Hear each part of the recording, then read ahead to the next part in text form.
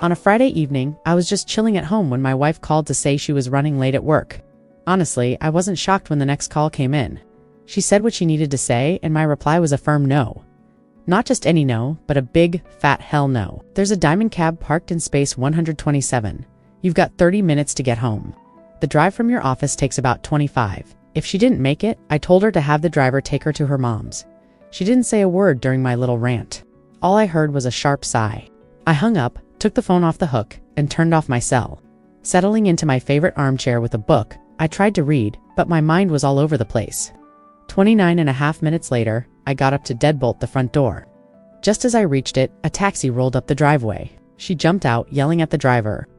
I swear I heard her say something about walking faster. I walked out, handed the driver $25 as a tip, and we shared a smile as he drove off. She stormed into the house, slammed the door, locked it, and slid the chain. I plopped down in my rocking chair on the porch and grabbed a beer from the cooler next to me. When I finished my beer and she still hadn't come out, I climbed into the cab of my work truck. I locked the doors, reclined the seat, and cracked the window for some fresh air. Let me introduce myself. I'm George Ruth, but you can call me Grout. The G in my last name is silent. My wife Terry doesn't let anyone call her Trout. She thinks it's silly. I'm a master plumber and she works as a secretary in a small office. The next morning she finally found me in the truck, saying she'd been looking for me for 45 minutes. For some reason she was still in the same clothes from the night before. I figured it had something to do with our bedroom door being locked, and her not being able to change. Or maybe it was because all her clothes were packed in trash bags in the back of my truck. I listened to her yell for a while. When she finally stopped and saw the smirk on my face, I asked if she was done being ashamed of herself yet. She started to say something but realized the neighbors were watching our little show. I just chuckled and opened the cooler for another beer, but switched to a Diet Cola instead. No need to slow my brain down, right? As I sipped my cola, Flower of Scotland started playing from the CD player and I cranked it up. I love bagpipes. Terry had gone back inside, forgetting to close the door. When the song ended, I went in and shut it, ignoring her sitting stiffly on the couch. I headed to the kitchen where I'd left a box of donuts from the night before. She hates donuts. I sat at the table and had already eaten 2 by the time she came in.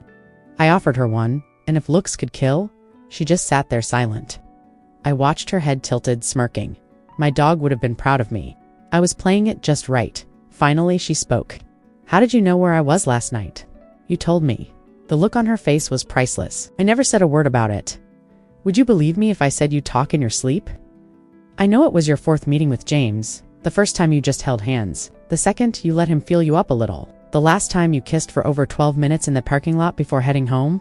Want to hear more? No. She started crying.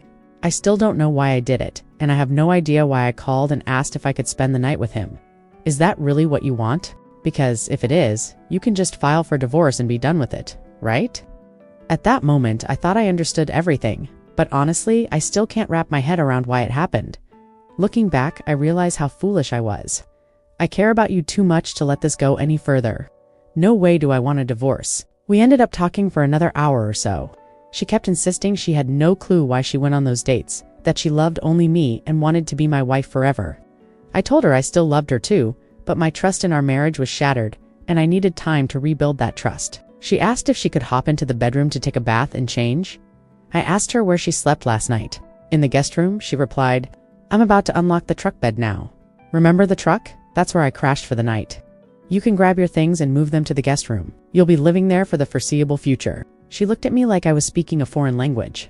If my work truck isn't empty by the time I leave for work on Monday, I'll just drive to your mom's or a thrift store and dump everything myself. And seriously, don't make a mess in the truck. I'm not sleeping in that room. I'm your wife. I cut her off. You're very close to becoming my ex-wife. You'll live in the guest room, or by the time I'm done unlocking the truck, I'll just load everything up and drop it off at your mom's. Then ring the bell and explain why it's all there. By the time I finished, I was practically shouting, more for dramatic effect than out of anger. Tears filled her eyes. I told her it was pointless to keep arguing. I munched on 2 more donuts while she finally calmed down enough to speak again.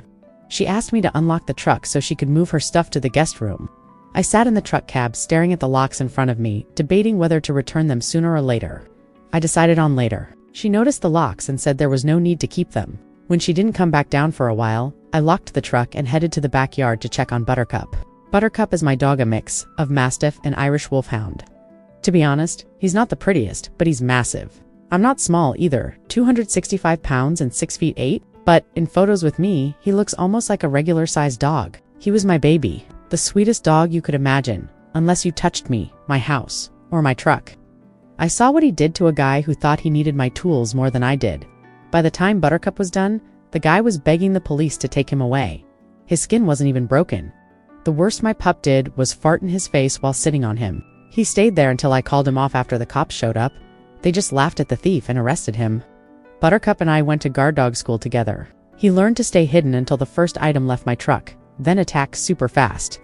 After a while, the back door slammed and Terry came into the yard looking for me. She started to yell, but then heard a low, threatening growl behind her and froze, not making a sound.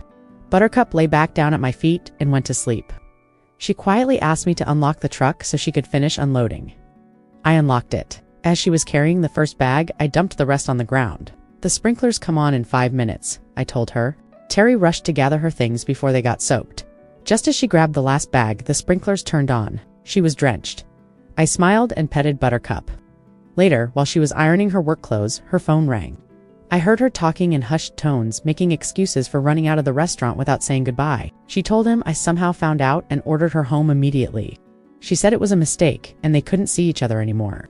I heard the voice on the other end getting louder and more insistent. She said goodbye and hung up. He called back right away and she turned off her phone. Now, let me explain something important. When we got married 6 years ago, we went to a magic show for our honeymoon. The opening act was a hypnotist. He managed to hypnotize Terry and 3 other women from the audience, making them do all sorts of wild things. Afterward, he came back to me and whispered a magic phrase to put her back under hypnosis. Then he woke her up, saying she wouldn't remember any of it. But whenever I said that magic phrase, she'd be under my control. No one else could control her unless I allowed it. The release phrase was, "I told you that you can't hypnotize me." The audience roared with laughter. That night, I put her under again. I told her she would never let anyone touch her breasts or genitals without my permission. A few weeks ago, I finally resorted to hypnosis again. It took me a while to remember my phrase. That evening when she called, my commands kicked in full force. I started to get curious about why she suddenly needed to work late on Fridays, so I decided to ask her about it. She told me everything readily. There's one more thing she doesn't know. James works as a salesman at a supply company. I'm tight with his boss, Roger, who's been trying to let him go for ages. James was just getting by. He'd been sneaking dates into his expense reports for years. No one could prove he was cheating the company until he started dating Terry. Roger was determined to show those dinners were just for fun. James was in a tight spot. He needed client contact info or he'd be out of a job, especially with all those flagged expense reports. The company had already scanned the call logs from his company phone. Furthermore, I had a GPS tracker on Terry's phone, so I always knew her location. That's how I figured out all of James' date spots. The taxi driver was the son of my best friend, Paul. He usually drove nights. He was 19 now, sporting a beard and looking way older since I last saw Terry at our wedding 6 years ago. On Monday, James got called into Roger's office and was given just 24 hours to prove his last expense report was legit. When he couldn't prove those 3 dates were for business, he was fired. Tough break for James. He struggled with anger, and getting fired hit hard. He was already angry about being dumped when he thought things were going so well with Terry. I decided to keep an eye on her for a while to see how she was doing. I wrapped up work an hour before her, so it was easy. Buttercup loved car rides, so I brought him along. I just told her we were going for a drive and stopped at the park for a walk, which we did. One evening, as she was leaving work, James grabbed her and forced her into his car. I was nearby and followed them. Terry was furious. She scratched, clawed, and hit him with all her strength until he punched her in the face. The pain knocked her out cold. James drove south to the only motel around, Total Dump, the dirtiest place you could find. I already had friends stationed at all 3 motels in town and near his house. I called Paul at the motel where I thought they were headed and told him what car to look for. I kept my distance as I watched them drive into the parking lot and park right in front of a room. 3 other guys came out and helped carry Terry inside. I ran past Paul and told him to call the police. Then I parked at the far end of the building. Buttercup and I got out and approached the room. I knocked. One of his friends opened the door on the chain. I kicked it hard and burst into the room. Buttercup followed.